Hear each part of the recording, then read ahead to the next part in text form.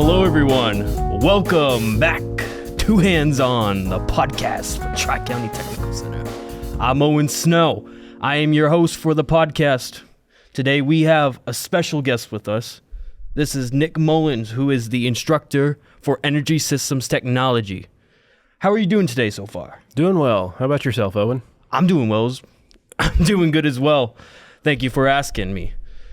So, Energy Systems. What can you tell me about the program? Well, Energy Systems Technology is a new concept. It's the only course being taught of its kind within the state of Maine.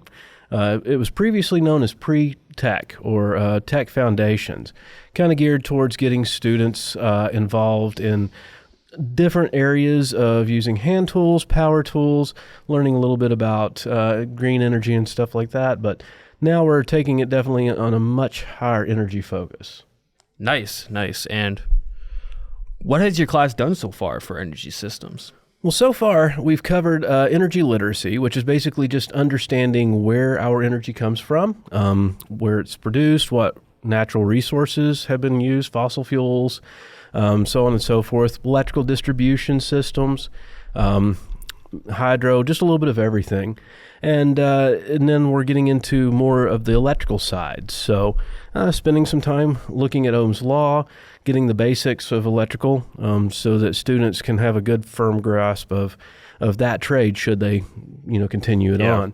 But all energy is essentially transmitted for us at least, a lot of it is transmitted through electrical systems. So having a good foundational knowledge of that's pretty important. So we've been working in that. So are you saying if something goes bad in my house, let's say for instance my light bulb goes out, or my lamp goes out, or something wrong with my outlet, you think you could fix that in your class? Yeah, very possible. We're looking at the basics of home wiring, residential, getting a little bit into commercial. No student will come out of the class, of course, being a licensed electrician. That takes 4 years of on-the-job training, but it gets you a good rudimentary knowledge in the electrical principles, all the way down to the molecular level, so that just gives a good foundation for you to get started in that. But yes, light switches, electrical outlets. We're hoping to get into some, ways of producing electricity in your own home. It sounds like a great project for you guys to do, Yeah, we're looking at, we're going to be getting into solar PV or photovoltaics, which is your solar panels that a lot of people have on their homes, and they're going up in different places throughout the state. We're also going to be looking into wind turbines, wind energy, hoping to put a vertical axis wind turbine on top of TCTC, as well as a solar array to produce our own electrical for the class. And we also look at solar thermal as well. So, yeah, your class actually seems, pretty cool. I think I'd want to learn that someday. I mean, maybe not for a career, but if something goes wrong in my house, that's I could be able to know how to fix it. So this is your first year teaching the program, but yeah, and the name also changed, from Technical Foundations to Energy Systems. Is there a reason why they changed the name? Well, from what I understand, before I got here, they kind of analyzed what the previous instructor was doing, and they said, yeah, that's actually very much on par with an Energy Systems Technology course. It's not a very common name, but it is used amongst some trade schools, especially once you get post-secondary after high school. There are some pretty fantastic programs in for instance, I think there's a community college that's on the other coast in Oregon that has a really extensive energy systems technology program. And students can go through everything from learning how to work on every aspect of a wind turbine to solar PV arrays, as well as HVAC, heating, cooling, refrigeration, air conditioning, so on and so forth. Mm-hmm. Very, very nice. So before you decided to become the new Energy Systems Technology instructor, what were you doing before you came here? A lot of different things. It's one of those jack of all trades, master of none per se, or some people say, but I was working in communications, trying to help get people to understand how important alternative energy systems are and becoming more efficient with our own energy, which is another component to this course.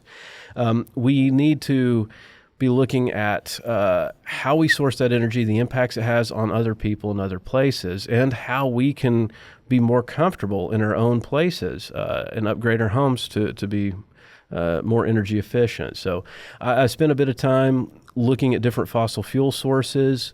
I was formerly a coal miner before I went back to school and got my degree and did some master's studies. So I have a pretty firm understanding of what impacts fossil fuels can have, not only on the planet, but in where it's burned in terms of power plants and things of that nature, but also the impact coal mining has had on my home community. So by looking at the costs, the human costs and the environmental costs, I realized that we really needed to get people thinking about more alternative forms of energy and energy conservation. So I was working in that area, speaking at colleges and universities, and just kind of promoting those things. Mm-hmm. Where'd you come from before you decided to teach at Dexter? Let's see here. We were back in my home county in Virginia. We decided to stop over there, spend a little time with family. And then before that, we were in Bradford, Virginia, where I was working on some master's programs. We've moved around a little bit in the past few years. Kentucky, central Kentucky, just south of Lexington, where I was attending Berea College. So, seems like you've been all over the place. Do you travel a lot? We do. We have spent a few summers getting around. This work takes me in a lot of different directions. We've had at least 2 to 3 different occasions where we've went all the way across the United States, met people on different reservations that are facing similar issues: coal extraction, natural gas, coal exports, and worked with people in all sorts of different communities. Mm-hmm.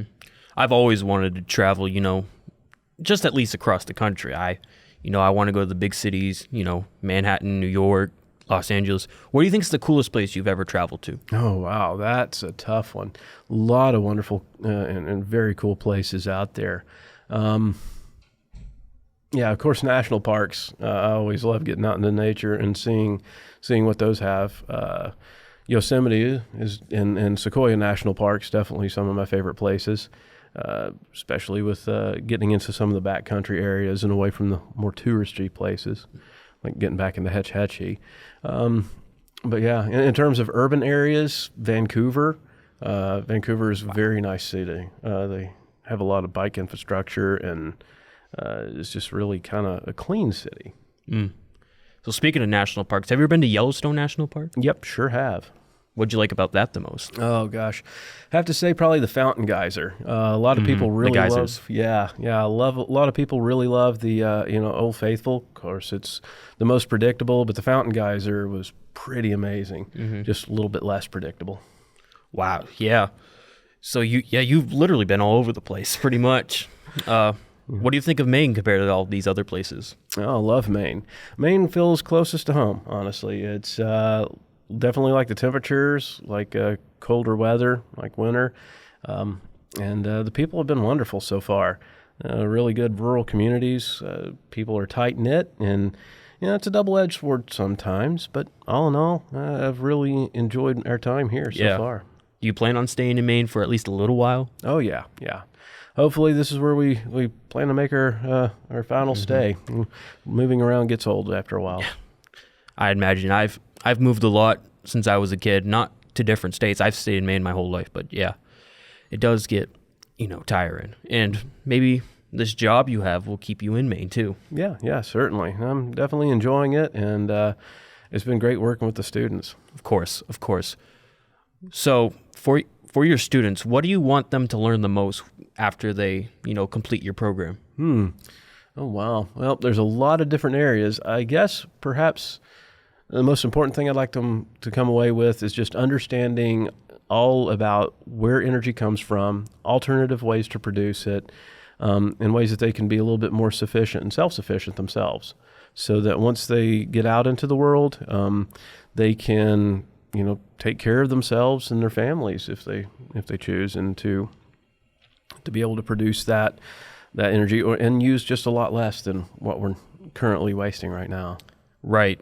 And I do think that's a very important skill for your students to learn. What kind of jobs and careers can they go in by taking, energy systems technology? Yeah, energy systems technology, it opens a lot of doors. Students could leave there and go towards electrical. They could go towards solar PV installation, solar thermal, HVAC, heating, ventilation and air conditioning is a possibility, plumbing. Moving those energy sources around takes a lot of skills in a lot of different areas. So they could really use this as a springboard towards a lot of those areas. Wind energy, if they chose that. And we also get some hands-on basics, hopefully with welding and things of that nature. So if they want to go into welding, this is a good program to maybe get a start on that if they can show that they are ready. Awesome. And in the previous years when it was formerly technical foundations, most of the time, because your students are freshmen and sophomores, they would eventually go on to do the different programs from what they learned in that, like building trades, metals, automotives are probably the most common ones.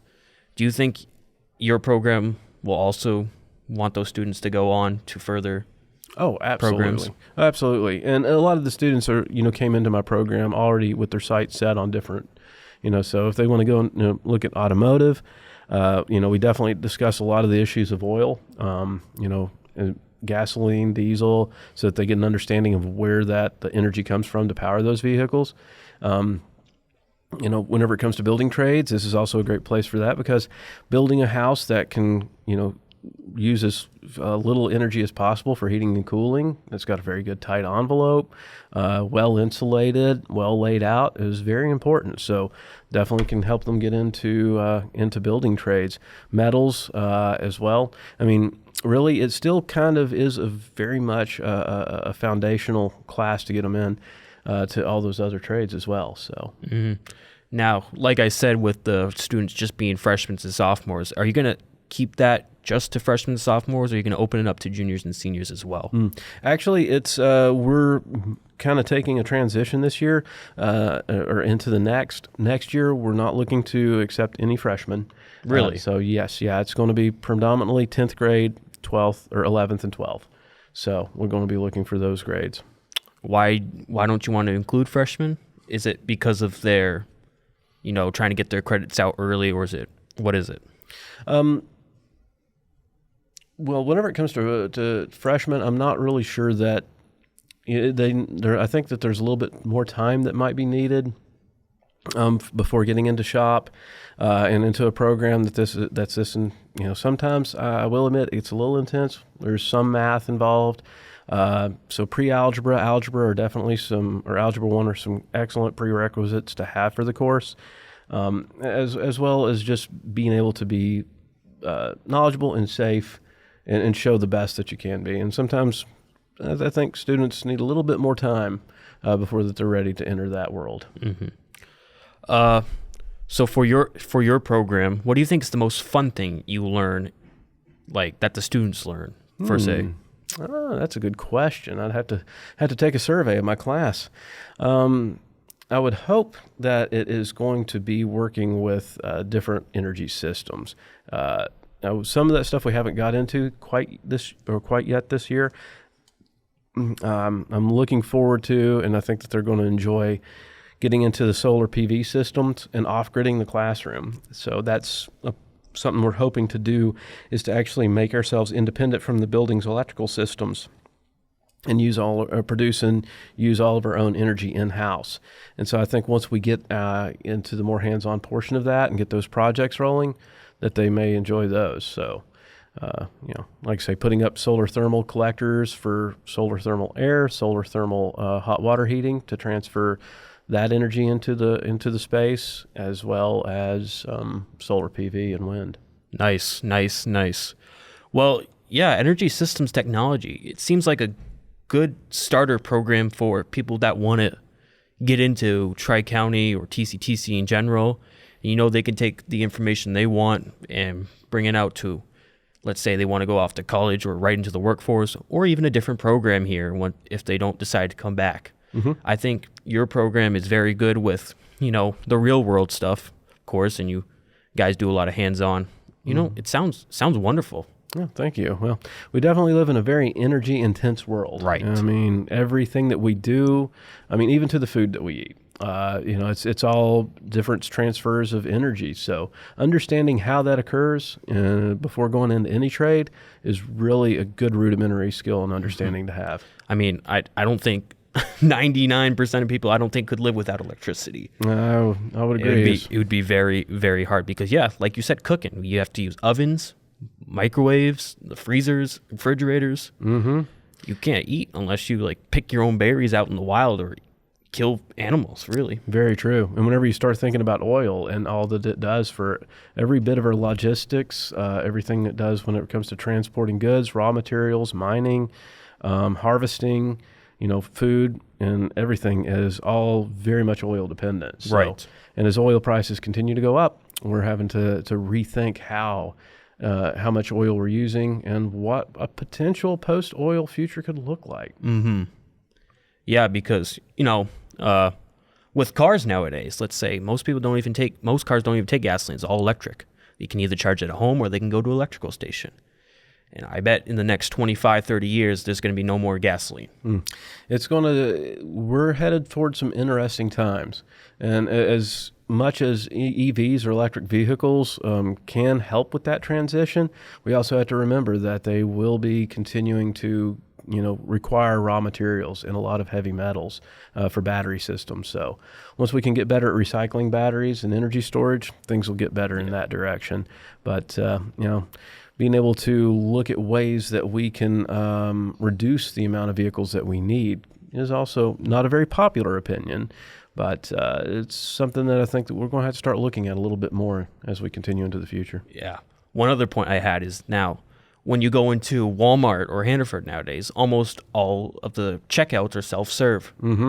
And, I bet we're not going to have any more cashiers. It's going to be all self-serve. And if you go into your local McDonald's or your local Wendy's, there's kiosks now. And yeah, mechanization and automation are definitely making an impact on today's labor forces. So what we need to look at is how we can use those to help benefit everybody, but not to the point to where it makes or it denies people work and the ability to towards basic survival. Right. So, and I think I was reading an article one time about by the year 2050, AI is going to be smarter than humans are. And I wouldn't be surprised in the slightest bit because robots are going to take over the world, in my opinion. But that's just my opinion. But it's good to still know how electricity works and how oil works and all that kind of stuff. So, we're running out of time here, so I'm gonna wrap it up. But I just wanted to say thank you for coming in for this interview. I know you're super busy and with the students, and we kind of took a little bit, but that's okay. I think we had a fun conversation. Absolutely, I sure did. I'd love to continue it sometime. Good luck with Energy Systems. Thank you. Yeah, of course. So welcome back, everyone, to Hands On. I'm Owen Snow, and I'm the host. And today we got a student from Energy Systems Technology. That's Zaiden Williams. Tell me a little bit about yourself, Zaiden. I'm a pretty cool guy. So I go to Dexter Regional High School, and I am in the 10th grade. I'm a sophomore, and I come over to tech class to take Energy Systems Technology. And how would you say Energy System has been so far? It's been pretty good. I've been learning about a lot of diverse stuff, like from piping over to solar, and right now we're doing trying to greenhouse the classroom and stuff and off-grid it. Why did you decide to take the Energy Systems program? To learn about how to do solar and electrical and just get a grasp on basically everything in general and have a good idea to figure out what I want to do further on after. What do you mean by solar energy? How to make things you run off solar instead of solar power? Yeah, make it clean energy and renewable. And how would you know how to do how would you do that necessarily? by like learning how to set up like a grid system with solar panels and how to use like wind and stuff. Do you know how to set one up? Not yet. We're learning about that next. Most cool. How long will that take? Like a couple of weeks. We're gonna set a solar. We're gonna do a liquid solar thing. So when it heats up, it's gonna heat the classroom up and off grid without just by the sun. We're gonna set that up outside. Oh, that's pretty cool. So, what else do you like about energy systems technology? The way it's set up, how we do our lectures in the morning, and then after lunch we go to shop class and do all the hands-on work, and how he teaches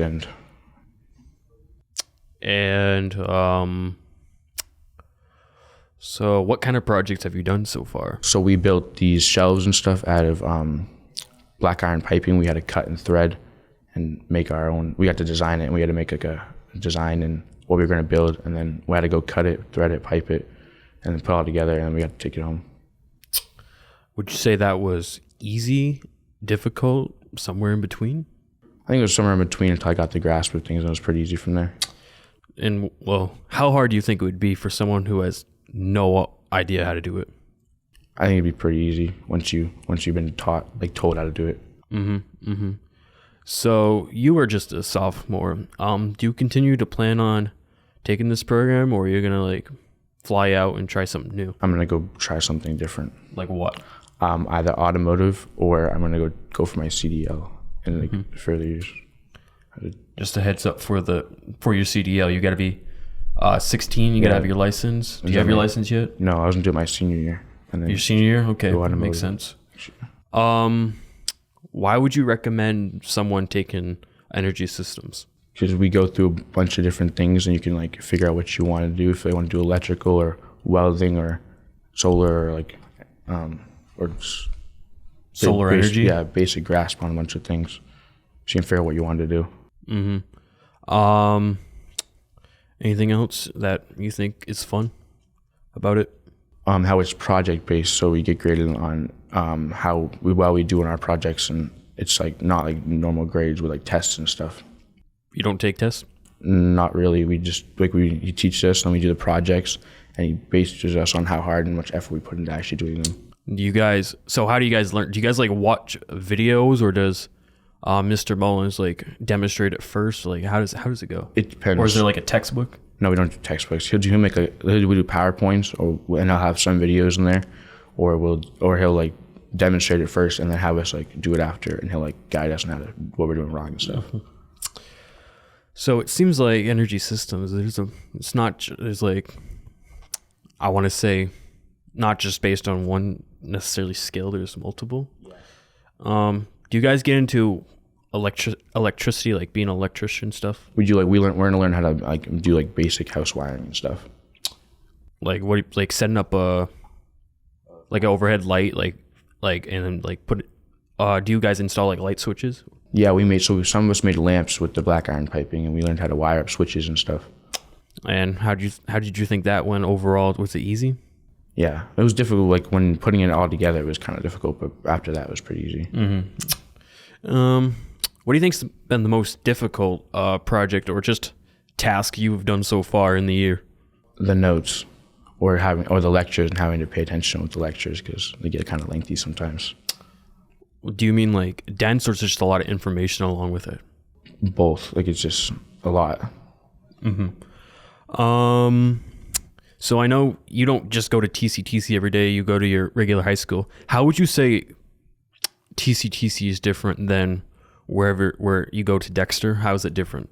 So over there, it's like I don't like how we have to do like how it's like tests and assignments and homework, and you have to like get graded on how like what you do over there if you get it wrong or right.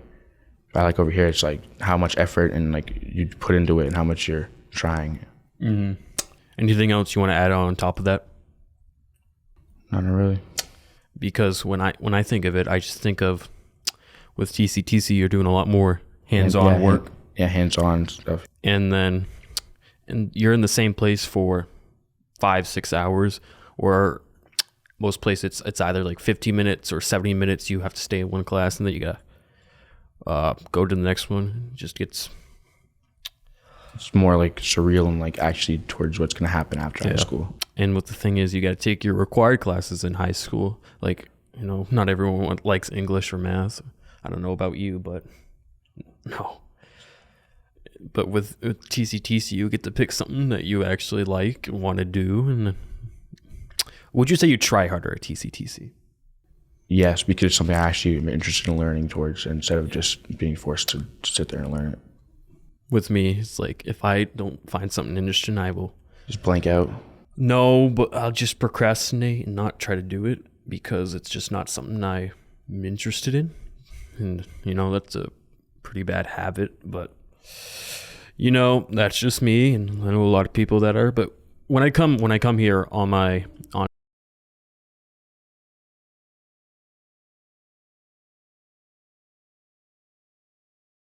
this class, we are always busy. We're never just sitting around doing nothing. There's always something that we got to do. We got to plan. We got to edit. We got to film. We got to watch videos. You know, I don't know how it is with you guys, but I'd say similar. I'm more excited to come to TCTC than I would be to go to normal school or signing school. I hope almost all kids would say that, because why would you come here in the first place? I mean, you of course you got electives at school, but I'm just gonna say they're not as fun as coming here, and that's why I decided to do TCTC. They told me at school though that you had to be at least a junior to take any TCTC class. I didn't know that you could be a freshman or sophomore when you could take. I know it's limited classes, but I didn't know that. So how did you find out about TCTC? So some of my classmates did it freshman year, and then they were talking about it and stuff, and it felt interesting, so I wanted to do it sophomore year. Did you do it last year, or is this your first year? First year. Okay. And you just want to do automotives next year? Is that what you said? How do you think what you learn at energy systems can help you if you go to automotives or if you go to truck driving? How do you think that's going to help you? Because so we've learned about wiring and stuff, and when it comes to automotive, there's a lot of electrical components to the cars, and we learn how to say I want to wire some stuff up, we know how to crimp it and cut it and splice it and put it all together and make it work. Mm-hmm. What about for truck driving? I don't really see a correlation between that. Well, I think of it, maybe it's like a timeline, because when you go from energy systems to automotives, you know quite a bit about cars now and trucks, and maybe, I don't know. What do you think is the most important thing to know about your program in general? Like what's the number one thing in your class? You're not going to be able to coast through it. You have to actually apply yourself and put effort into it. Mm-hmm. What about safety? Is safety really big? Safety is a really big thing in there. And why is that? Because accidents could happen at any time. What kind of accidents? From anything flying in your eye to hurting your hand or getting cut, or it varies. Are you required to wear safety goggles at all times? Yes, when we enter the shop, yes we are. When we enter the shop. What about in the classroom in general? Unless when we're doing notes and stuff, no. But if we're working on some electrical stuff or anything like that in the classroom, then yes. Do you guys have to wear gloves? If we want to, depending on what we're working on. And what about for attire? Can you wear sneakers? Do you just have to be boots and jeans? Boots, preferably steel-toed boots with jeans. Yeah. Okay, so what kind of future projects are you going to be doing throughout the year? So like I said, we're going to off-grid the classroom, and next I believe we're working on, we're going to put this solar panel up outside and it heats up the classroom with the sun and stuff, and it's going to put heat from outside inside to keep it warm. Mm-hmm. Not just your program, but what do you like about Tri-County Technical Center the most? If you had to pick something. I honestly don't know. It's just what do you like about TCTC besides your program? How we're not forced into picking one program. We get to go in and we could shadow if we wanted to and figure out if that's the program we really wanted to do or not. And did you shadow when? Yeah, I did shadow this program last year. Did you shadow any other programs? No, I did not. And so you came to the conclusion where I'm going to take energy systems technology. Do you think you made the right decision? And why?